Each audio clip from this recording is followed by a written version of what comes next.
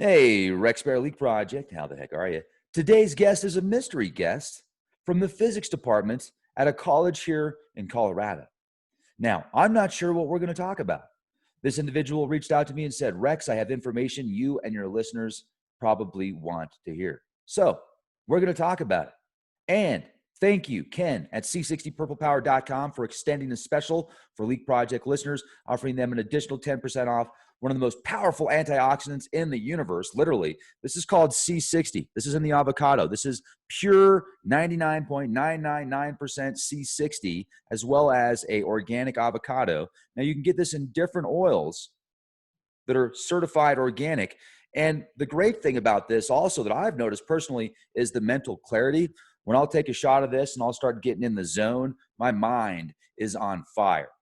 Check out c60purplepower.com today. Use the code LEAK10, get an additional 10% off. I'll also leave a link in the video description box you can click on for the 10% off automatically. Now, this is great for pets as well, and there's 20% off for the product that's available for pets. So get some for you, your friends, your family, and get some for your pets. All right, now let's bring in our mystery guest right now. You tell me. I appreciate the opportunity. What would you like to talk about? As of right now, you are the mystery guest. All right. First of all, let's start about the first thing that I wanted to. First of all, I want to say just where I am, where I'm from. I'm from Pueblo, Colorado. I'm a physicist at CSU Pueblo, Colorado. I'm a lab assistant there as well as a lab instructor. And we've been working on quite a few problems there. The first thing that I want to talk about, Rex, thank you for having me on, by the way. You're welcome. Thanks for the opportunity. The first thing I want to talk about is the speed of light and the mysteries therein. The speed of light is, we all think it's a constant of nature. But it turns out that some of the evidence that we were looking at on the speed of light, it seems that it's been decreasing over time. So if we go backwards in time, it seems it might have been faster in the past. Now, what are the implications of that? Oh my goodness. It changes Planck's constant, it changes the permeability and permittivity, mu naught and epsilon naught, which are fundamental natures of the electromagnetic radiation. These things it's mind-blowing, Rex, how this can change. It also impacts the Hubble constant and the age of the universe. So if the speed of light was faster in the past, that means that changes our entire belief system of an ancient universe. We might have a young universe. I don't know, but these are some interesting ideas. What do you think, Rex? Well, first of all, I think it sounds fascinating, and I wonder if this might have something to do with the Mandela effect, where some people feel like time and reality is actually changing. Now, I think that most of the Mandela effect can just be described away as marketing, forgetting something or remembering something different. But there are certain events that seem to be, even with me, and I've talked to other people about it, and they're having the same experiences, as if something is changing with the fabric of reality. So maybe that has something to do with it? Possibly. It's even written in the Bible where it says that the heavens will collapse like a curtain. And so, so is that something that's related to all these subjects? It might be. I don't know. So tell us. Go ahead. Sorry to interrupt. Tell us more about the information with the changing of the speed of light, how that could affect just our physical bodies, our physical universe. Well, see, because the speed of light defines very certain things, and the Hubble constant, I think that's the one you're asking about, is the Hubble constant. The speed of light is there's three ways that we measure the age of the universe, one of which is using the speed of light, right? And that rhymed. So we use the speed of light to we use, how do I explain this without sounding crazy? We use the speed of light to measure the Hubble constant, and we can use what we call certain type of stars, a type 1 supernova. We can use different type of stars, and we can measure based on their luminosity. We can measure the distance of them based on their luminosity. And when we look at that, the speed of light is a major factor in that calculation. So if the speed of light is off on those, then that means everything that we're calculating is wrong. So we have a lot of work to do. We have a lot of research. Back to the drawing board for sure. Now, Yeah. with this information, do you think, does the data show that this is a natural event, or is this something that could be caused by artificial means? Now that's a good question. I don't have an answer to that, honestly, but it seems like it. I would lean towards it being a natural event of the expansion of the universe, but who knows? So the expansion of the universe could be causing the speed of light to slow down. I think that's my theory, but I don't know if that's true or not. I've been trying to gather evidence on it. A certain individual that I work with at the university, I won't say names, we've been working on a few experiments to accurately measure the speed of light, which the first time we measured the speed of light was due to, well, it's going to be due to the moons around Jupiter. And we saw they said, okay, well, we saw the light difference from that going around. Okay, well, they said that wasn't accurate enough. So we waited until, not me personally, but we wait till it went all the way around the sun, so we can get a more accurate measurement of it, because we were using the redshift. You know all about that. Could you talk a little bit about that? Because I think most people aren't aware, and that would give them an idea. Well, so the redshift and the blue shift. The blue shift is anytime any light is moving towards the Earth, whereas the redshift is anytime something's moving away from the Earth, from our perspective. And that's why they call it that, because it's the same thing as the Doppler effect, of course. So anytime there is a shift in, just like we know this, I've heard you talk about this on your show before. Anytime there is a police siren that moves away from you, you you hear the tone go down. That means that is a redshift. That means the frequency was lowered based on its relative position, which is something that is spoken of in the special theory of relativity, Albert Einstein, thank you. And the same thing happens with light. So when things move away from us, we see a red shift, which means the light goes towards that end of the spectrum. Now, when things move towards us, we see a blue shift. Things move that towards that end of the spectrum. And the same thing also happens for, this is what a lot of people don't know about, same thing happens for gamma radiation. Anytime we're getting hit by large amounts of radiation from the whether it be from the sun or cosmic radiation, same thing, the same effect occurs there. It's just the drift is a little bit different.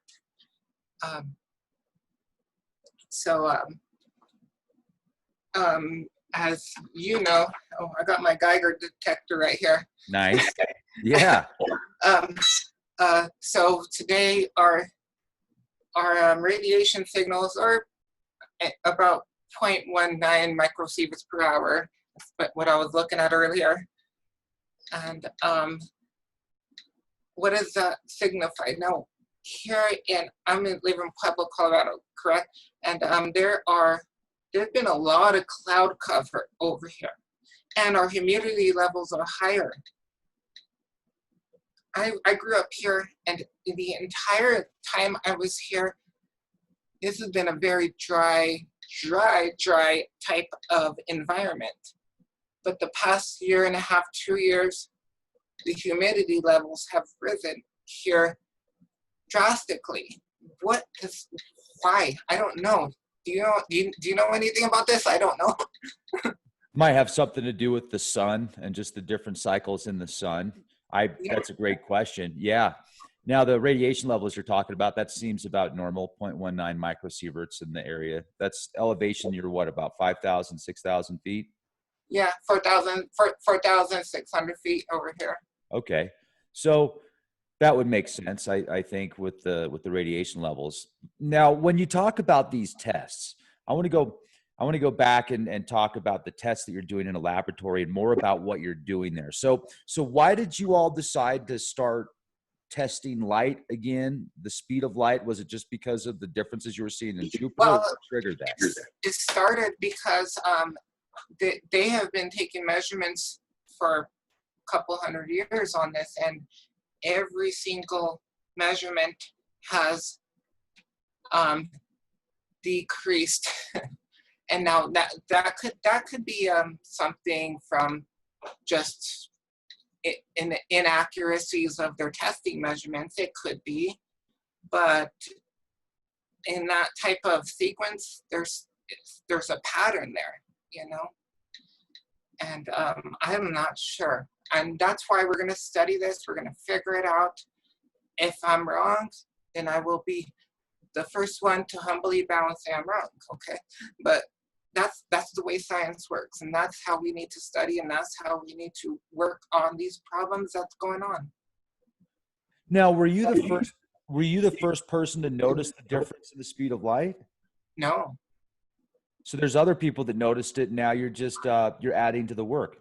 Yeah, we stand on the shoulders of giants, as it was so eloquently quoted, and Nice. that's how it works, you know. So how much is it slowed down? That's what we're trying to figure out, and I can't give you a number right now, but it seems like the pattern. Now we have to use an exponential function to try to model this. It's going to be, you know, E, right? Energy. No, the E, the exponential function, is a natural logarithm. We have to, it's that seems to be the closest model we have, and it seems to be decreasing based on that model from the numbers we have, but we don't have enough data. That's the problem. We need more data. We need more people to be investigating this, but some people think that this is like written in stone. Speed of light's written in stone, so therefore they don't need to do any more research. Nope. We always need to do more research, right? Research is good, absolutely. Now, that being said, if you're able to tell that the speed of light has changed and slowed down, but you're not able to put a figure on it, I'm just attempting to understand how you realize that it's slowing down. Is it visual? Like, what's the data there? Okay, I can't give you the numbers right now, but I will email them to you within the hour if you allow me to do that, because I have them all written down. No, yeah, that's fine. Just something for our audience to kind of to be able to grasp onto some understanding here, because this is pretty complicated stuff. I mean, you are a physicist, so right? Well, I'll say yes. I'm a conspiracy scientist in the garage here, so I don't have quite the education you do. Well, if you wear your Zorg hat again, I'll do a backflip and start laughing. But let's if Zorg approves it. Zorg needs to approve. I'm sure he will. Okay, so here's what I can give you right now. Okay, so there was Sorry, I started laughing too much. No, take your time. It's all good. Okay, so there was the first time I told you about this already a few moments ago when they measured the speed of light using the moons of Jupiter and stuff. So that measurement was slower than the previous measurements. Now, I've done this experiment at the lab where we use a fiber optic cable to measure the speed of light, and we need an oscilloscope with a very high accuracy of, it has to be over, I think it's a 15 megahertz or something like that to measure the, so what we do, we use a fiber optic cable, one that's 3 meters long and one that's only 6 centimeters long, and we can put both of them on an oscilloscope, and we can measure the difference of the light speed between either of the cables. And once we do the second one, we realize, okay, well, so we calculate the difference, and we realize that the speed of light is, I got the number written right here. It's 2.99725.8 times 10 to the 8 meters per second. Okay, that's the number that we calculated. Can I throw in a conspiracy for you, Rex? Oh, I would hope you do. Okay, well, here's something else. Do you know what the latitude of the Great Pyramid of Egypt is? 29979248 degrees north latitude. Can't make this stuff up. Okay. The same number, but just with a different decimal place. Jeez. So some connection there, some type of sacred geometry, frequency, number, connection. Yeah. Interesting. That's a mind blower right there. When I first heard about that, I almost questioned my beliefs, Rex. But so why did you get into this line of work, and what passion yours, or? Oh, because I just love physics. I love mathematics. It's just everything's so fascinating to me. I love the Bible. I love electronics. All of it. I just love to study it. It's so fascinating. And can I give you a couple more riddles? Yeah, let's go. Absolutely. Please. Let's go. All right. All right. So here's I'm going to talk. You mentioned sacred geometry, so I'm going to talk about. Do you know what the word geometry means? It literally means geometric, which means earth measurement. That's what the root words mean, literally. Okay, earth measurement. Yeah, earth measurement. Now here's another one. Do you know what you know what the polar radius of the earth is, right? No. That means the radius from the earth to the North Pole. North Pole to South Pole, from pole to pole? Yeah. Okay. But the radius is half of it. So do you know what the polar radius is in the Egyptian royal miles? 3,458 miles. That's a trip, huh? It sounds like they were using certain archetypes, like these archetypes or these specific number patterns are found throughout the universe and nature, so they can, they're piggybacking off of that energy somehow. Somehow, yeah, I don't know how, but it's interesting. And I think the royal mile and the statute mile, which is what we call our normal mile here in America, is, I think they're based on certain aspects of the sun, the earth, and the moon. It's the only way it makes sense, because the mathematics adds up to it. It's just mind-blowing, And so to elaborate on that subject is I'm going to give you one more. Okay, great. I have all my notes written down right here. It's a lot to remember. Okay, so here's one more thing, Rex. The equatorial circumference of the Earth, you know, the circumference on the equator of the Earth. Right. It is 360,000 times 365,242 feet. Now, the second number we would recognize as the number of days in a year. And the first number, of course, is the number of degrees in a circle. Jeez. So days of the year are connected to the size of the Earth. Yeah. Now that's Absolutely. interesting.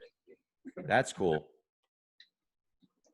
And these are mathematical, you know, someone who studies math, we see these coincidences happen in mathematics again and again and again. And those who do a lot of mathematics, we realize this and we see it. But a lot of people are not willing to admit it. And it's how do we move forward from this type of, especially when the colleges and stuff are trying to censor some of these types of beliefs? How are we going to move forward against them? Well, how's it working out for you? Because it looks like you're able to do certain experiments and such where you're going to school. Yeah, I'm just that good, Rex. Yeah, well, obviously. Are they pretty cool out there then, or is it just? Oh yeah, they're pretty cool. Right now what's happening now is because I haven't taught there for a couple years. I taught there for 9 years, but now that everyone's afraid of the coronavirus or COVID-19 or the Wuhan virus, however you want to label it, some of the instructors are afraid to teach classes face to face. They called me and they said, "You want to teach?" I said, "Yeah, I'm not afraid." Nice, good for you. Yeah. Here's just a joke. This is not science. If they call it Wuhan 19, what happened to 1 through 18? Sorry. The gene sequence. Yeah. So you're actually teaching face to face, and most teachers are saying no, they're too afraid to. Yeah. You know, it's really interesting because I'm not going to get into this in detail, but I will say that a lot of these muzzles that they want you to wear when you go out in public, if you look, like, they even have disclaimers that they do not stop the Cervasos demons. So I'm wondering, like, oh, okay, it says specifically there that it doesn't stop it, but you have to wear it. Wait a second. I mean, I'm just questioning. It's just kind of odd to me, but they're going to say, no, the science shows, Rex, that this will help stop it. So, hey, I mean, there you go. All right. Hey, no, I completely agree with you, Rex, 100%, because, you know, they're making us wear this everywhere now, and it's so stupid. I mean, it's so stupid. Why not? If it's really something that you need to prevent from the breath and the size of it, then why you should make everybody be wearing P100 masks with full suits on. And as soon as you wear your mask out in public, you need to throw it away. You can only wear it once because it's exposed. Yep. You continue to put it on a table and then put it back up and put it on your mouth, put it on the table, put it on your mouth, put it on the table, put it on your mouth, all the other people around you breathing on it, all the other exposure that's getting on that mask as you're setting it down and picking it up. And then you're continuing to breathe in your own carbon dioxide and your own toxic emissions. And, but it's for your protection, folks. It's for your safety. Do your part. Flatten the curve. For your protection, or we could call it FYE, for your entertainment, you know? I think it's FTE, for their entertainment. For their entertainment. It's for their entertainment. They're laughing at you. Like, you. What can we get them to do next? Let's make them wear unicorn hats.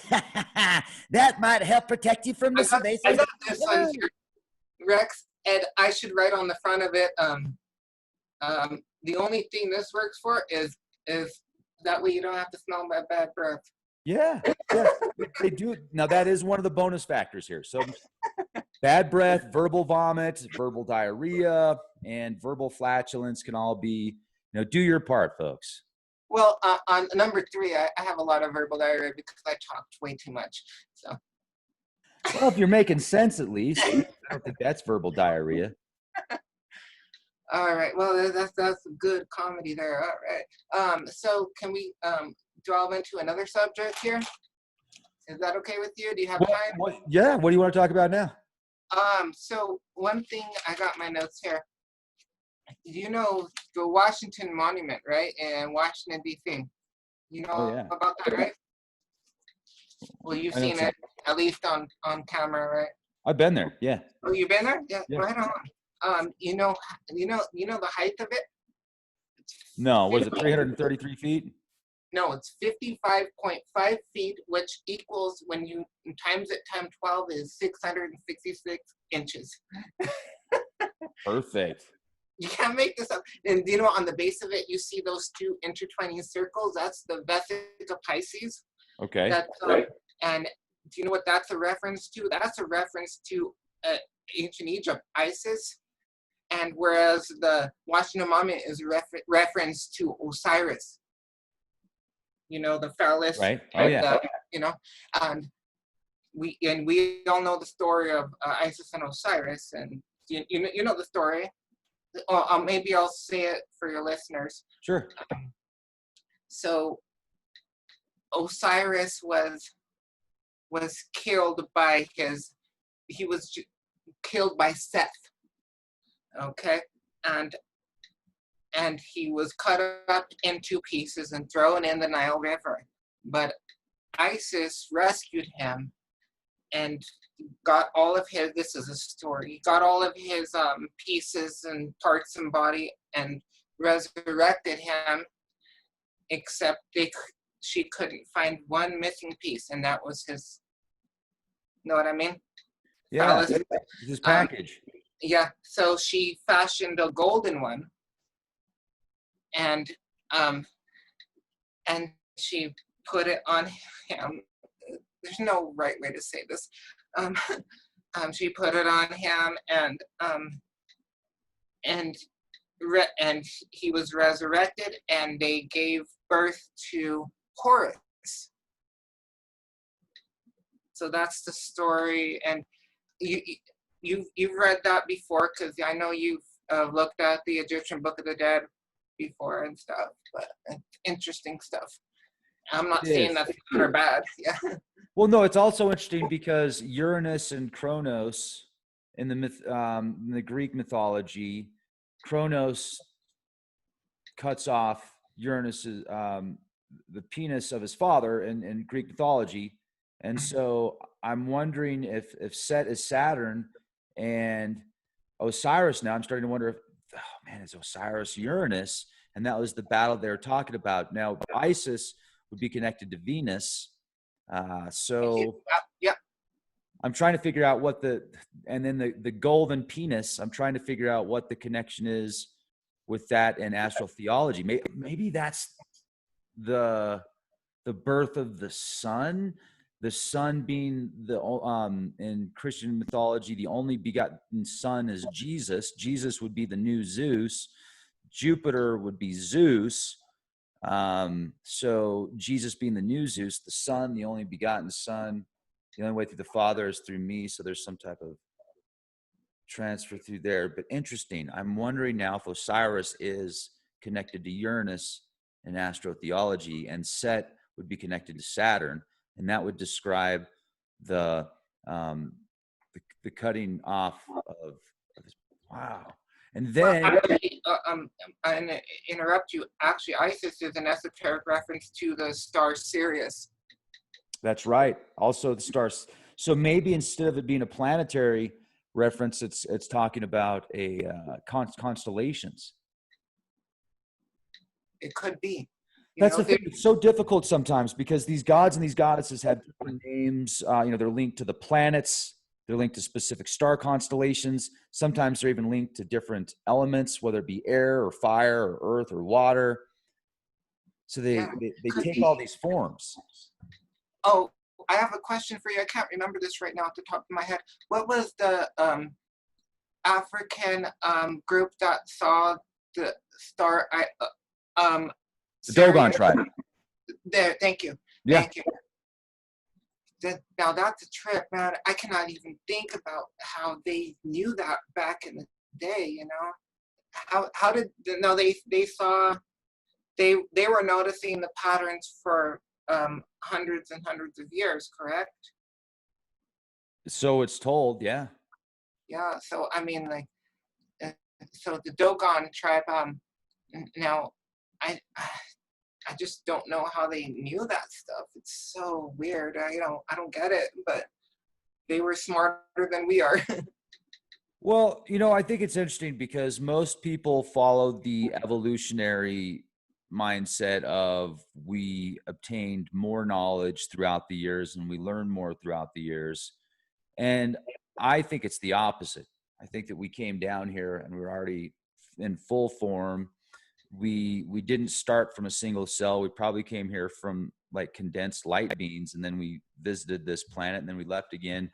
But then when we came back, we were a superior race mentally, physically, possibly even spiritually. And then through time, we devolved, and then through cataclysms devolved as well, kind of like a copy of a copy of a copy of a copy of a copy.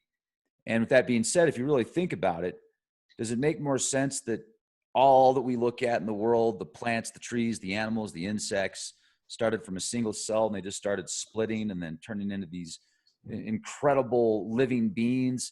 I mean, look at us for an example. How would we be able to survive without parents or without supervision at birth? For years and years and years, we need protection. So it would make more sense to me that we started off in full form and then slowly devolve. And yes, there is cells that separate and there is some type of evolution, but there's just too many unanswered questions for me there.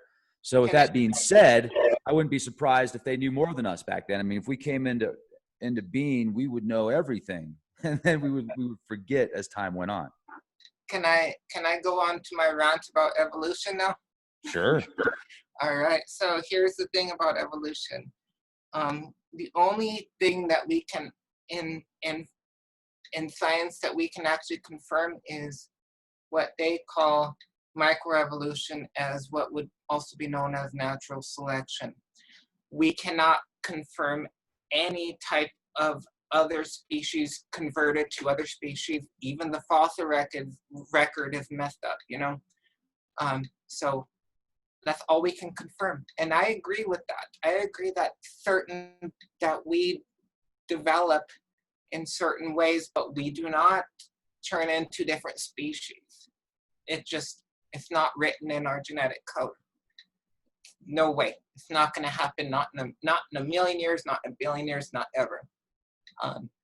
So when it comes to evolution, here's the big problem I have, is because certain type of public school systems want to use evolution as a means, and they say it like it's a fact. And we're all of our children and all of our kids are taught this as a fact. And it's not fair because there is very little evidence to support the theory of evolution. I mean, what was Charles Darwin on? He was on the USS Beagle, and he was he landed on the island in the Galapagos Islands talking about finches and the birds, and he's like, well, this bird is 1 millimeter. The beak on this bird is 1 millimeter smaller than this bird. That means we all developed from a rock 5 billion years ago, 4.3 billion ago, or whatever. So, And if you question me, then you're going to get an F in school. Yeah. Because everybody's going to believe me at the universities, fool. I got your money. yeah, I mean, it's a trip, man. We can't even, it's just so hard to deal with this type of um, information because they are trying to program us. They are trying to manipulate us. And I, for one, I know you, for one, also, we are not going to stand for this. We will stand up and fight against this type of tyranny and mind control. And I know that's the whole reason why I sought you out to be on your show. Well, I really appreciate you reaching out to me and giving us this information. And I want to make sure I pronounce your name right Lee. because it's Lee, right? Yeah. Yeah. Okay. I didn't know if it's Lee or Leah, just based. Yeah. So I thought it was Lee. So awesome. All right. Well, this has been just awesome. And I appreciate you sharing this information with us. And also, I would hope that you in the future, with the continued exercises that you do, you will keep us posted. All right. Do we have a few more minutes? Yeah, absolutely. All right. So here's the last thing I want to talk about before we depart. Okay. So here's the last one. Okay. You like numbers? Who doesn't? Okay. Okay. So I'm going back to the Earth measurements again because I didn't get to say all of them. You know about the solfeggio frequencies? I sure do. Do you know what the solfeggio frequency is? 528 hertz, right? 528 hertz. Okay. Do you know what the 1 mile is? 5,280 feet. There you go. Right. Yeah. Okay. So Very I just cool. wanted to throw that last one in there real quick because I got so many notes here, Rex. I just can't say all of them in the short amount of time. Well, you could share a few more with us if you want. All right. I What got else you got? another one. All right, I got a couple more. Okay. So you know the story of the Book of Enoch, which I don't consider to be divine intervention of the book, but we know that when you read the book, because you read the Book of Enoch, there's actually 3 of them. Yeah, there's 3. There's at least 3 different versions. Yeah. One of them was written prior, and a couple of them were written after Jesus, the resurrection and stuff. I think the one that was written prior is the closest one to my knowledge. I might be wrong, I don't know. But in the first one, didn't Enoch, it said, well, we go back to Genesis, and it says that Enoch walked with God for 300 years, is that correct? I don't remember. It That's sounds like that's what my memory says. I might be wrong. But it says that he turned into the archangel Metatron in the Book of Enoch. What is that all about? 365 years. 365 years. I just looked it up.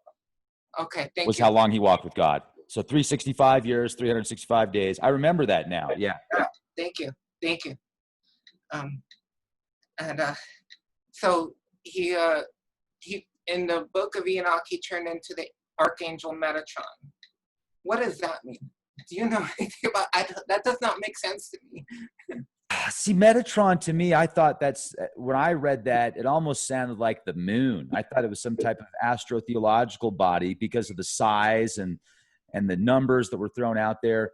But the interesting thing is when I talked to somebody that is Jewish that lives in Israel, he was describing it more as it being like in a different dimension.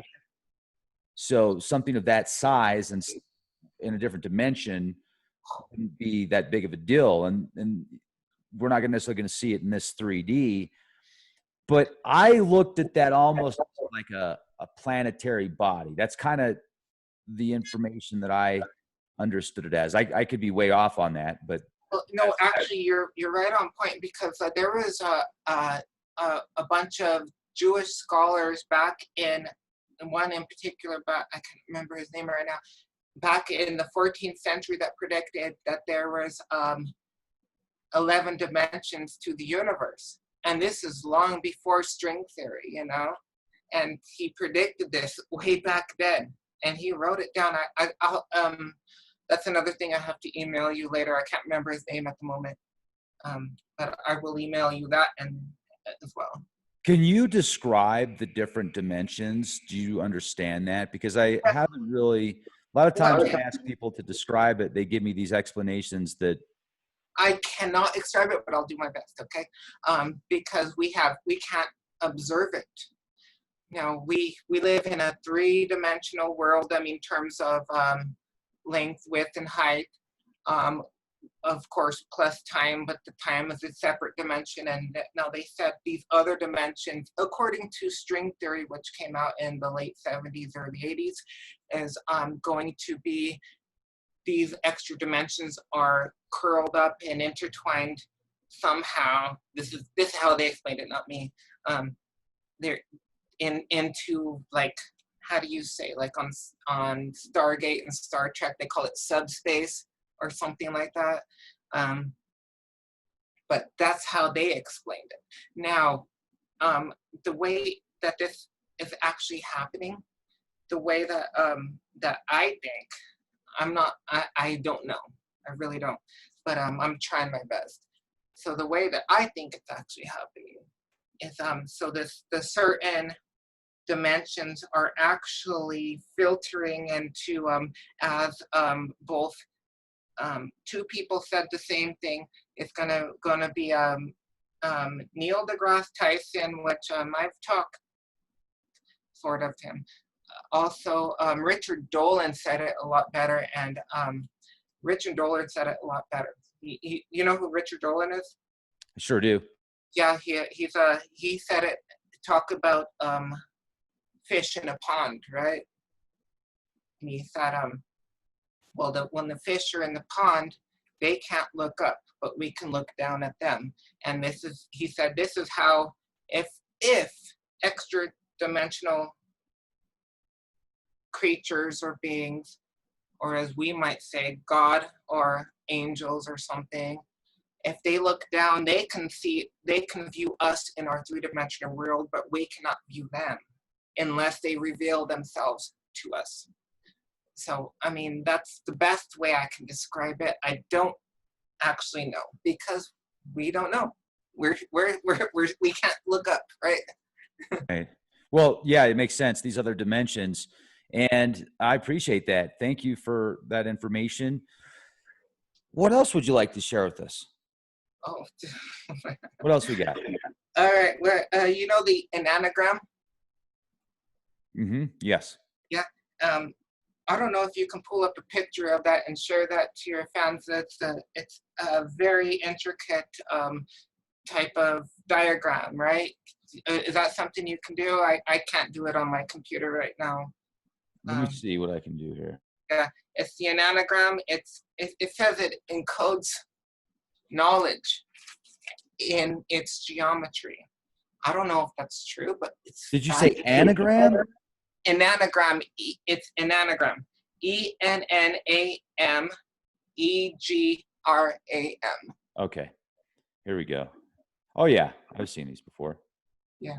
I've actually got an old Patrick Flanagan sensor somewhere that has that on the back of it. I need to find it. Yeah.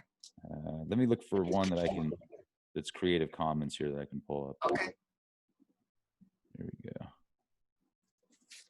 It's interesting because you can if you count the number of corners on it, you can also calculate how do I say this without sounding crazy again? It has 7 corners. It actually has 9 corners, but you can calculate it. There it is. Thank you. Sure. Tell us about it. Well, so what I've learned about this type of symbol is it goes back, believe it or not, again to the Bible. It was Saul and then Solomon, both use this symbol in part of their belief system. And we know all about Solomon and the Jewish temple and all that, right? So they used this symbol, and that was one of the reasons why God was angry at them and destroyed them, because they were using, a false god. They weren't worshiping God, of course. So that's one of the reasons. And he had this written all over. Now I got one more subject. I'm going to change subjects again. Is that okay? Sure. All right. So here we go. The abomination of desolation, it's something written in the book of Daniel, and it's also something that's supposed to happen in the book of Revelation. It's what happened the first time was that they call it abomination of desolation. Abomination means quite literally in its original Hebrew, something that makes God sick. And desolation, of course, means the same word as it does now, destruction. Now, in the temple, in the Hebrew temple, they put things in the Holy of Holies. They put things in there that was an abomination to God, and this was at the time the Babylonians, I believe.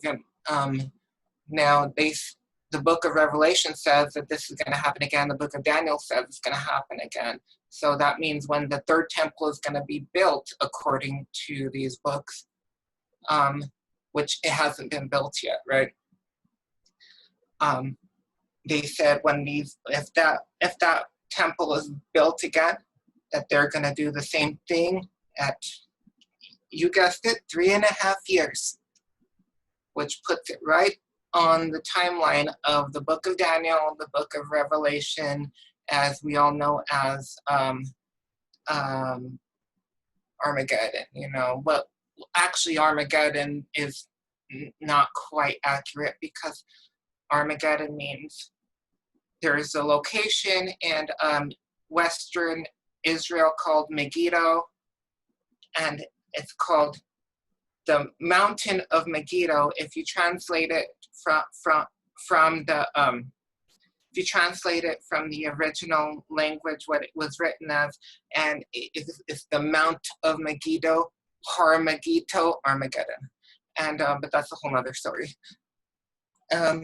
Also, I wanted to congratulate you on all the times that you had Marshall Masters talk on your show, talking about Nibiru and stuff. That those were pretty good shows, and he's funny. I need to get Marshall back on the program. Actually, I'll do that. Thanks for the reminder, because we were messaging each other on Skype just a couple weeks ago, and I could get him back on for an update. So right on. Yeah, this has been great. So I really hope that you keep doing these experiments in laboratories with the light. Keep us updated, Yeah. and also just keep being the change. Yeah, for sure. Right on. Thank you so much, Lee. This was great. I really appreciate it. Hey, and if you and Marshall want to do a show together, like 3 persons on the show, I would be okay with that. Awesome. Okay. Yeah, I'll see what Marshall has to say about that, for sure. All right. Thank you very much, Rex. I appreciate your time. It's been an honor.